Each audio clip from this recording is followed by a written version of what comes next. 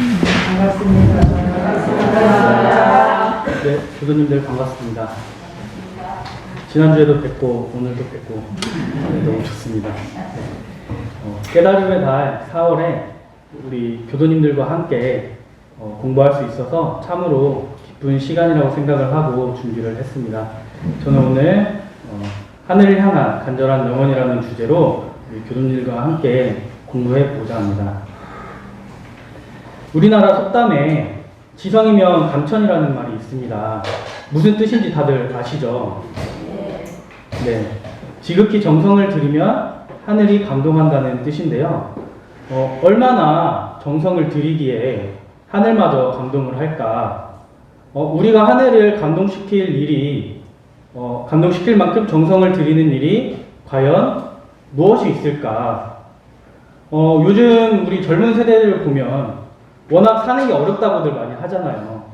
그럼 그런 젊은 세대들은 자신의 재산을 긁어 모아서 자신이 투자한, 가치 있다고 생각하고 투자한 것이 가치가 같이 상승하게 해달라고 하는 그런 것들이 과연 하늘을 감동시킬 만한 일인가?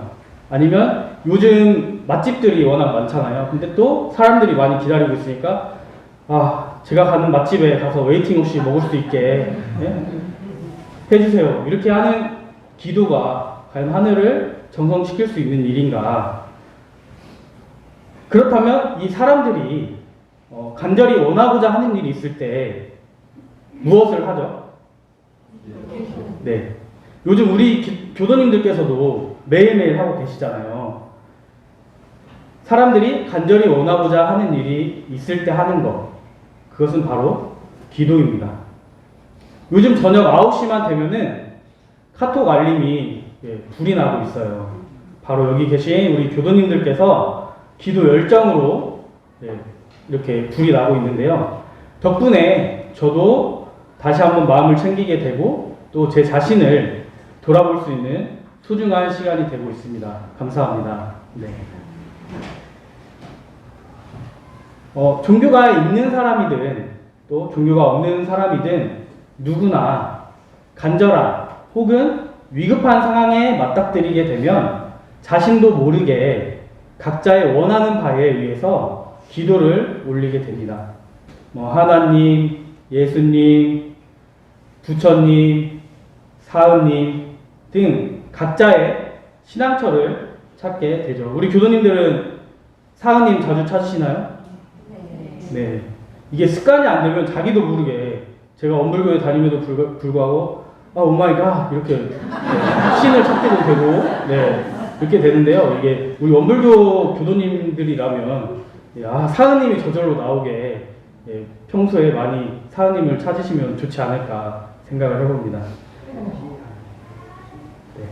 그렇다면 우리 교도님들은 혹시 누구를 위해 기도를 하고 계실까요? 네, 부모님, 우리 자녀들, 또 우리 가족들.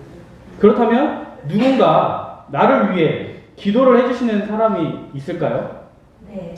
네, 너무 행복한 일이죠. 누군가 나를 위해 기도를 해주고 있다.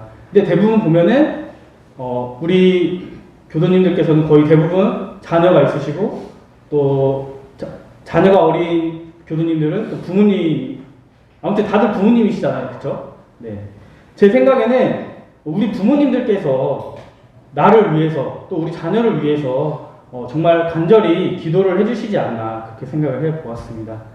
우리 부모님들은 아까 말씀하셨듯이 늘 잘되기만을 바라면서 가족을 위해 정성스레 기도를 올립니다. 또 가까이는 우리 대각계 교도를 맞이해서 매일 저녁 기도 정성을 올리시는 우리 교도님들이 이 앞에 계시고요. 또 부처님 오신 날 제가 옛날에 서명교당에서 간사 근무할 때 교무님들하고 함께 상강사에 한번 간 적이 있는데 정말 대단하더라고요. 밤새 이렇게 기도를 올리시는 그 모습을 보고 저는 정말 깜짝 놀랐던 그런 기억이 아직도 생생한데, 그리고 또한 매년 11월이 되면 우리나라만의 진풍경이죠. 추운 날씨 속에서도 수능을 보는 자녀를 위해서 하루 종일 시험장 앞에서 혹은 자신의 신앙처 앞에서 간절히 우리 자녀가 그동안 공부한 거 모두 다 그 노력한 만큼 그리고 또 운으로 더 잘 나오기를 굉장히 간절히 기도 올리는 이런 모습들을 볼 수가 있죠. 이처럼 우리는 하늘을 감동시켜서 원하는 바를 이루기 위해 간절히 또 정말 간절히 기도를 올리곤 합니다. 우리 원불교, 우리 양정교단 교도님들은 기도하면 어떤 분이 혹시 생각이 나시나요? 네? 구인선지님. 네. 또 뭐 이웃 종교도 상관없고 뭐 우리 교무님. 네. 또 뭐 대답을 안 해주셔가지고. 네. 방금 말씀하신 구인선지님도 당연히 생각이 나는데 제가 말씀드리고자 하는 분은 우리 원불교를 창시하신 소태산 박준빈 대종사입니다. 대종사는 7세 때 하늘을 보고 의심을 품으셨다고 합니다. 그리고 그 의심을 품고 사시다가 11세 되던 해부터 그 의심을 풀기 위해 혹시 산밭제 가보신 적 있나요? 네, 굉장히 험하죠. 또 험하다면 험하고 또 쉽게 오르면 오를 수 있는 그런 산이긴 한데 좀 어린 소년이 오르기에는 그 당시에는 뭐 빛도 없고 할 텐데 굉장히 험하지 않았을까 그런 생각을 해봤는데요. 그 11세 되던 해부터 그 의심을 풀기 위해 산밭제에 올라 지성으로 기도를 올리셨습니다. 바로 하늘을 감동시키기 위해서 말이죠.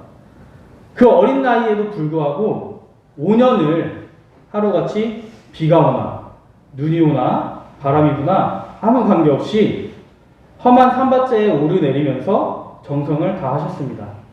제가 원광대학교 출신이긴 한데 서면에서 간사 근무를 마치고 그 교무님께서 영산선악대학교 총장님으로 가셔서 제가 거기서 학교 들어가기 전에 한 달 정도 이렇게 생활을 하고 학교에 입학을 했었는데요.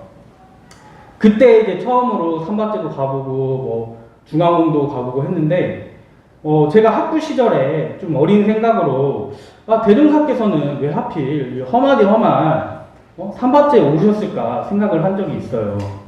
나 같았으면 쉽게 오르내릴 수 있는 이런 중앙봉은 정말 한 5분, 10분이면 이렇게 천천히 걸어가면 올라가거든요. 나 같으면 쉽게 오르내릴 수 있는 이런 중앙봉 같은 낮은 봉우리를 택했을 텐데 왜 산밭제를 택하셨을까? 그래서 거기서 대종사님과 제가 차이가 나는 거죠. 네. 그리고 제가 곰곰이 생각을 해보고 내린 결론은 대종사 자신의 정성과 또 간절함을 시험해 보셨음이 아닐까 하는 것이었습니다.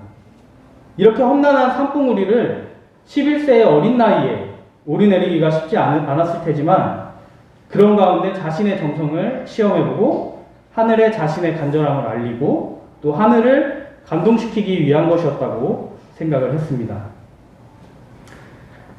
대종사님께서 산밭에 오르신 이유 알고 계세요? 누구를 만나기 위해서 산밭에 오르셨죠? 네, 산신을 만나기 위해서 산밭에 오르셨잖아요. 그럼 5년간 정말 정성으로 하셨는데 산신을 만났을까요? 못 만나셨죠. 그럼 대종사님의 정성이 부족했을까요? 아니죠. 산신을 만나기 위해서 기도 정성을 정말 간절히 이렇게 올렸지만 결국 만나지 못하셨습니다. 그렇다면 목적한 바를 이루지 못했기 때문에 이 시간이 헛된 시간이었을까요? 아니죠. 네. 이 5년의 세월 동안 대종사님께서 정성으로 기도를 올리시면서 원력이 뭉쳐지고 또 마음이 통일이 되었으며 이는 훗날 대종사께서 대각을 이룰 수 있는 한 원인이 되었습니다. 이처럼 기도는 밖에서 위력을 얻는 동시에 안으로는 원력을 뭉치는 길입니다. 큰 깨달음을 얻으신 여러 성인들처럼 또 석가모니 부처님이나 대종사께서도 원력이 뭉치고 또 뭉쳐서 결국 대각을 이루신 것이죠. 이처럼 기도는 우리 신앙의 기본이 되고 또 수행의 기초가 되므로 모든 종교의 중요한 수행 덕목이 되어 왔습니다. 그렇기 때문에 우리가 신앙 수행인으로서 기도를 하며 진정한 수행길에 드는 것이죠. 그렇다고 무턱대고 기도만 올리면 될까요? 뭐가 필요할까요? 행. 네? 행. 네. 아, 제가 갑자기 문득 드는 생각이, 죄송합니다. 질문이 너무 많죠. 죄송합니다. 네. 네. 제가 생각해 봤을 때 바로 이 믿음이 있어야 되지 않을까 생각을 해 봤습니다. 정전에 신은 믿음을 이루미니 만사를 이루려 할 때 마음을 정하는 원동력이라고 밝혀 주셨어요. 이러한 기도의 밑바탕에는 믿음, 곧 신이 있어야 합니다. 대종사께서 산신을 만날 수 있다는 믿음이 없이 기도를 올리셨다면 어떻게 됐을까요? 아마 며칠 지나지 않아서 그래, 산신 같은 건 없어. 힘든데 그냥 그만하고 놀자. 아니면 뭐 제풀에 지쳐서 포기하셨을 수도 있겠죠. 또 대종사님이시기 때문에 다르시겠죠. 네. 저였다면 그러지 않았을까? 네. 또한 믿음 없이 기도하셨다면 과연 아까 말씀드렸던 원력이 뭉쳐지고 그 위력이 나타날 수 있었을까요? 아니겠죠. 자기가 아무리 바라는 일이라도 잘 되리라는 믿음이 없이 하는 기도는 그저 형식에 불과할 뿐입니다. 물론 그런 기도는 잘 이루어지지도 않겠죠. 우리 교도님들께서도 기도하시면서도 이거 어차피 안 되겠지만 뭐 교무님이 기도하라니까 한번 해볼까 이런 마음으로 기도하시는 분 안 계시잖아요. 당연히 이루어질 거란 믿음으로 기도를 하시잖아요. 그래서 이 믿음이 밑바탕이 되어 있어야 이 기도가 더 간절해지고 이루어지지 않을까 생각을 해봤습니다. 우리 교도님들이 보시기에 지금 제가 아직도 어리고 또 젊게 보이시겠지만 지금보다 더 어렸던 시절, 굉장한 열정으로 불타던 시절이 있었는데요. 이 가운데 그냥 웃으면서 말하려는 순간에 찍힌 사진인 것 같은데 건방진 표정을 지은 게 아닙니다. 네. 군복 입은 모습이 전데요. 네. 저는 이제 원광대학교 원물학과 1학년을 마치고 군에 다녀왔는데요. 그리고 2학년으로 복학을 했습니다. 이 복학생의 열정으로 무엇이든 열심히 하던 그런 시절이 저도 있었는데요. 아무래도 복학생이다 보니 잘 모르는 위에 선배들과는 어색한 그런 시기였어요. 학기 초였기 때문에. 그런데 학기 초 어느 날 이야기를 몇 번 나눠보지 않았던 한 선배가 저를 방으로 불렀습니다. 그 선배는 저에게 원불교학과를 다니다가 교통사고로 크게 다쳐서 몇 년째 병원에 입원해 있는 한 교우를 위해서 여름방학에 자전거 국토순례를 할 계획인데 함께하지 않겠냐라고 물어봤어요. 근데 이게 아무나 뽑은 게 아니라 가다가 어째 괜찮아 보이는데 같이 할래? 이게 아니라 다른 교우들하고 이렇게 물어보고 또 이렇게 관찰을 하다가 저에게 제의를 했다고 비하인드 스토리가 아무나 뽑는 건 아닙니다. 아무튼 있는데 잠시 잘하는 것 같습니다.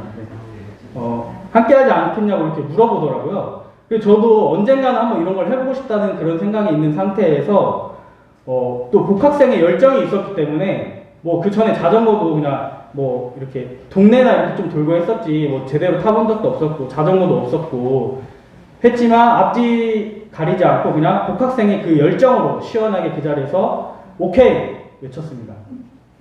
그렇게 여름방학이 돼서 그 전에 나름대로 이제 뭐 미륵사지도 갔다 오고 이제 나름 훈련한다고 또 자전거도 타고 훈련을 하고 여름방학이 되어서 저를 포함한 6명의 도반들이 함께 자전거 전국 국토순례를 시작하게 되었습니다. 출발 전 사진에서 이렇게 보시다시피 뽀송뽀송하게 이 사진을 잘 기억해 주세요. 뽀송뽀송하게 대종사님 성탑에서 간절하게 기도를 올리고 출발을 했는데요. 출발하고 한 하루 이틀 정도 되는 날 운이 좋게도 우리가 지난주에 누구 뵀었죠? 경산 상사님 뵀었죠. 당시 중보사님이셨는데 경산 상사님께서 정양을 가시던 그 차량을 만나서 저희에게 말씀을 해주셨는데 법문 말씀을 해주셨는데 페달 밟을 때마다 인욕정진을 속으로 외치면서 해라. 그리고 결국에 안전에 유념하라는 말씀을 받들기도 했습니다.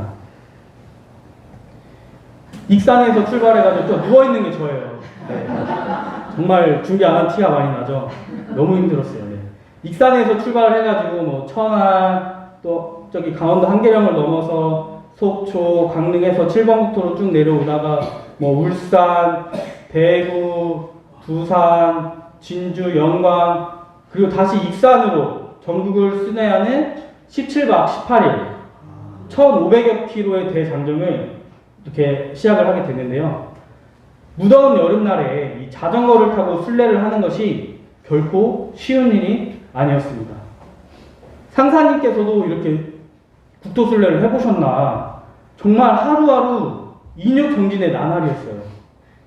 자전거를 타보신 분들은 아시겠지만 매일매일 자전거를 타도 적응이 되지 않는 것들이 있습니다. 그건 바로 전기자전거가 아니기 때문에 쉼없이 페달을 굴러야 되잖아요. 페달을 굴릴 때마다 이 터질 듯한 허벅지, 그리고 허벅지 근육통과 그리고 이 자전거 안장이 잠깐 타기에는 편한데 계속 타면 너무 아파요. 엉덩이가 너무 쓰라려가지고 진짜 한 일주일을 너무 고생해서 안장을 빼고 싶기도 하고 뭐 푹신한 걸 깔고 별걸 다 했는데도 진짜 시간이 지나야 적응이 되더라고요. 이 자전거 안장에 적응이 되지 않는 엉덩이하고 그리고 이 한여름이기 때문에 찌는 듯한 무더위 이런 것들이 너무 힘들었습니다. 그래서 이 잠시 틈만 나면 이렇게 누워가지고 에너지를 비축을 했다가 출발을 하고 또 햇볕이 정말 강한 한낮에는 잠시 낮잠도 잤다가 또 출발을 하기도 하고 했었는데요.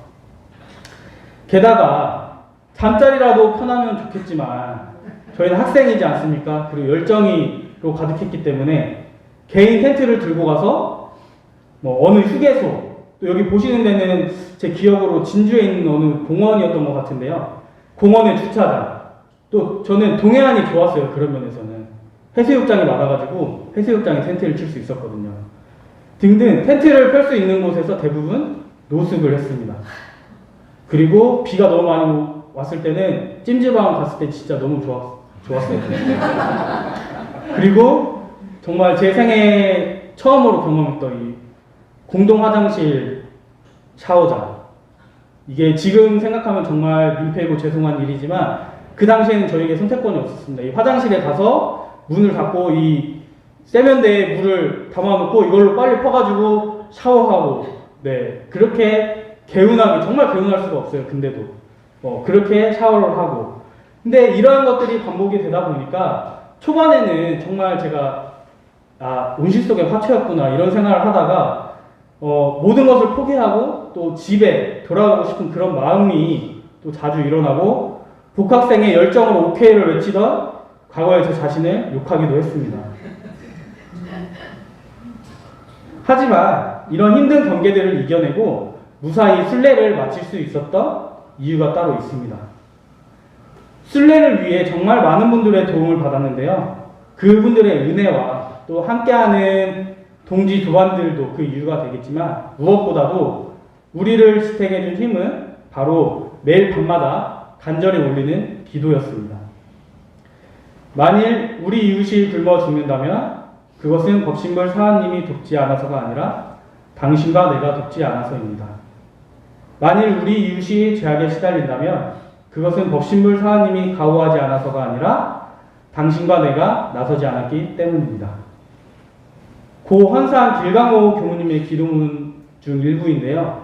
저희가 올렸던 기도문 중에 이 내용이 들어 있었어요. 그래서 너무 마음에 와닿고 너무 좋아서 늘 마음속에 새기며 살아가는 기도문인데요. 아직도 이 기도문을 생각하면 정말 가슴이 먹먹하고 내가 전무 출신으로서 이렇게 살아가야겠구나 라는 생각을 그리고 다시 제 마음을 돌이켜볼 그 초심을 돌아볼 수 있는 그런 기도문입니다. 어느 초등학교 주차장에 스쿨버스 앞바퀴 그리고 바닷가에 저물어 가는 태양이 곧 일원상이었고 또 텐트를 쳤던 공원의 주차장 동해의 밤바다가 불단이 되었고 또 밤하늘에 떠있는 수많은 별과 달이 촛불이 되어서 기도하는 저희를 비춰주었습니다. 이렇게 저희가 가고 머무는 곳이 곧 법당이고 기도터였습니다. 자전거 하는데 면도할 정신이 없잖아요.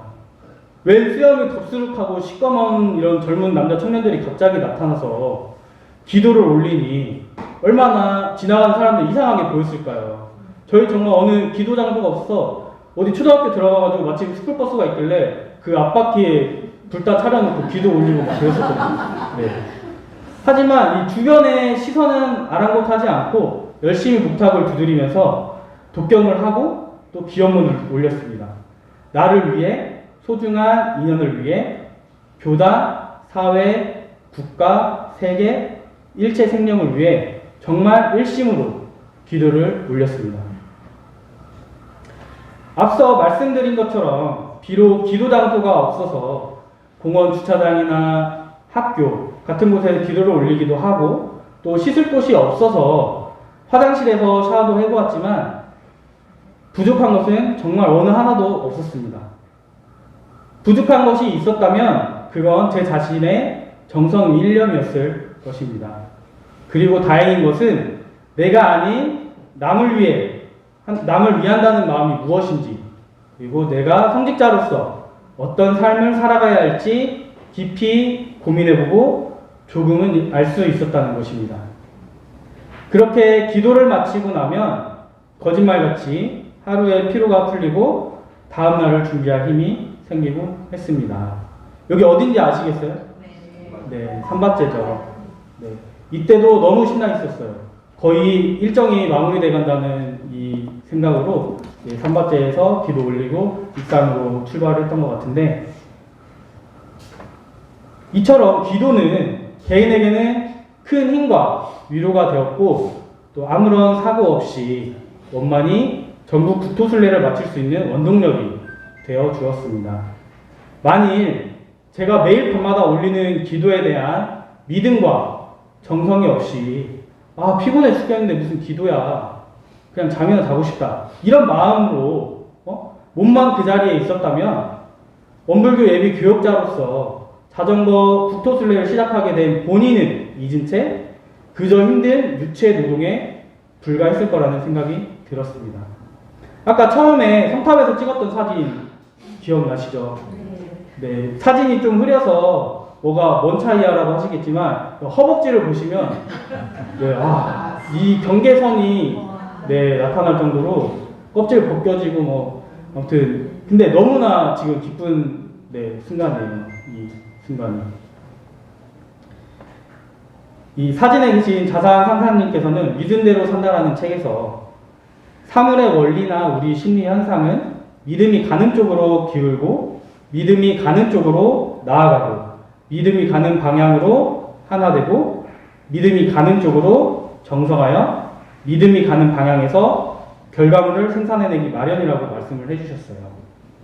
만일 기도로서 공을 이루기로 한다면 믿음을 바탕으로 지극한 마음, 곧 사무치는 마음이 되어야 하고 또 일편단심으로 해야 하늘을 감동시켜 움직일 수 있는 것입니다. 근데 교무님, 나는 기도하지 않아도 지금까지 잘 먹고 잘 살고 있는데 왜 굳이 기도를 해야 해요? 라고 생각하는 분이 혹시 계실 수도 있을 것입니다. 그러나 목적이 있는 사람이 기도를 하지 않고서는 목적하는 바를 이룰 수가 없을 것입니다. 사진 속의 이 어린 아이들도 각자가 원하는 바가 있기에 예를 들면은 사장님 이번 어린이날에는 아빠가 로보카폴리 장난감 사주면 좋겠어요. 이따가 젤리 먹으면 좋겠어요. 네.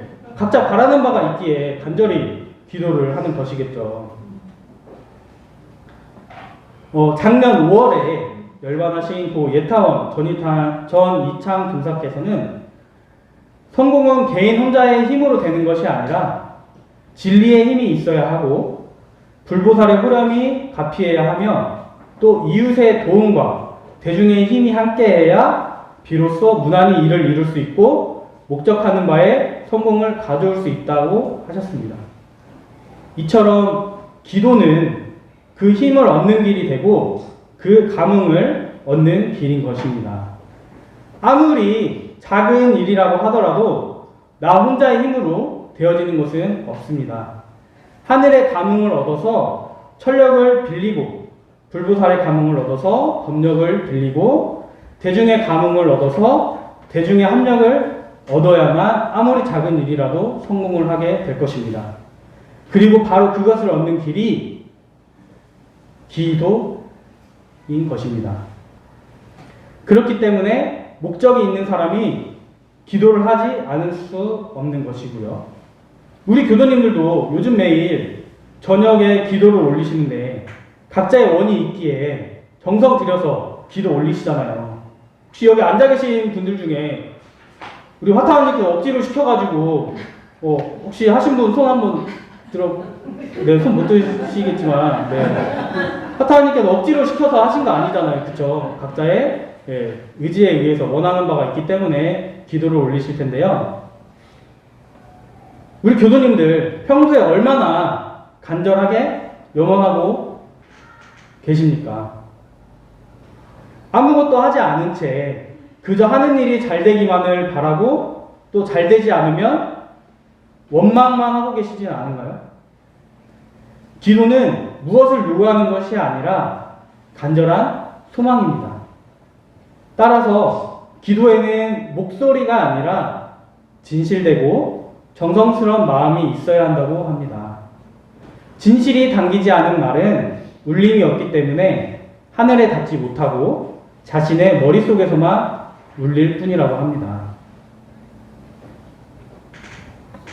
100여 년 전에 대종사께서 산신을 만나겠다는 서원을 세우시고 정성으로 기도를 올리셨듯이 우리 교도님들께서도 대각계계절을 맞이하여 매일 저녁 정성을 모으시듯이 제가 1500km의 대장정을 아무런 사고 없이 원만히 마칠 수 있었듯이 각자의 서원 혹은 간절히 바라는 일이 있는 이상 기도를 드리지 않을 수 없고 기도를 통해 힘을 뭉치지 않을 수 없습니다. 역대 선지님들의 기도 정성이 우리 원불교의 뿌리가 되었다는 대산종사님의 본문 말씀처럼 지금 우리는 원불교 사대를 시작하는 주역이자 내 삶의 주인공으로서 기도 정성을 모아야 할 때입니다. 일상생활 속에서 늘 기도로서 행복과 안정을 얻으시는 우리 교도님들이 되시길 바라면서 이상으로 말씀 마치도록 하겠습니다. 경청해 주셔서 감사합니다.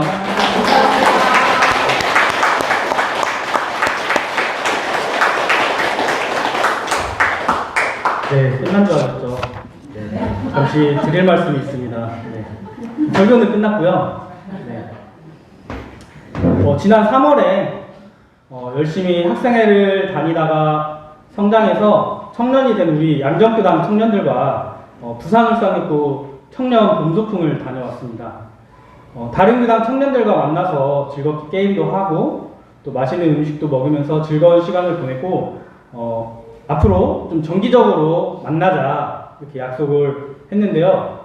너무나 고맙더라고요. 처음 연락하고 어떻게 보면 처음 만난 그런 자리인데 흔쾌히 약속을 해줘서 너무나 고마웠고, 그리고 약속대로 지난 4월 6일에 교당에서 다시 만나서 오랜만에 온 법당에 법신불전에 인사드리고 또 우리 주인교우님께도 인사드리고 맛있는 거 먹으면서 함께 이야기 나누는 시간을 가졌는데요. 그때 또 우리 시타원님께서 또 제사 열방기념 때 오셔가지고 또 우리 청년들 너무 이쁘다면서 지갑에 있는 전재산이랑 다 이렇게 꺼내가지고 맛있는 거 사 먹으라고 또 이렇게 챙겨주시기도 했는데요. 우리 한윤진님, 안수진, 죄송합니다. 제가 아직 죄송합니다. 정말 큰 신뢰를 받습니다. 우리 아들, 딸 그리고 또 우리 내 조카 그리고 우리 허경민 청년까지 이렇게 있는데 이날 또 한 달에 우리 2번은 만나자. 네, 또 저와 약속을 했습니다. 그래서 지금 제 생각으로는 청년들과 함께 또 상의하고 계획을 세워서 또 연말을 해가지고 빠르면 5월이나 늦어도 6월에는 정식으로 청년법회를 한번 개설을 해서 함께 법회를 보면서 마음 공부하는 시간을 가져볼까라고 일단 저는 조심스럽게 생각을 하고 있는데요. 지금 사진에는 뭐 취준생, 직장인, 또 우리 다음 달에 입대를 앞둔 예비 군인, 그리고 대학생, 이렇게 정말 다양한 친구들이 있는데요. 이 친구들도 다 바쁘잖아요. 바쁜 각자의 자리에서 바쁨에도 교당에 나와서 우리 마음 공부하려는 그 마음이 너무나 대견하고 예뻐 보였어요. 우리 교수님들 그렇지 않나요? 네. 비록 소수의 인원이지만 이렇게 시작할 수 있다는 거에 너무나 감사하고, 또 이 청년들이 우리 교단의 미래이자 주역으로 성장할 수 있도록 정성을 다 해보겠습니다. 그러니 우리 교도님들께서도 제가 처음에 말씀드렸잖아요. 부임 인사할 때 뭐 주변에 아는 청년, 뭐 좀 이쁘게 봤던 청년, 뭐 조카, 주위에 소중한 청년 인연이 있다면은 더 이상 망설이지 마시고 함께 할 수 있도록 이끌어 주시면은 감사하겠습니다. 그래서 저에게 말씀해 주시거나 교무님들한테 말씀해 주시면은 잘 챙겨보도록 할 테니까 인도해 주시고요. 또 정식으로 법회 개설하게 되면은 밴드에 올려서 소식을 올리든지 이렇게 할 테니까 그럼 저는 교수님들만 믿고 내려가도 되겠죠. 네, 교수님들만 믿겠습니다. 네, 감사합니다.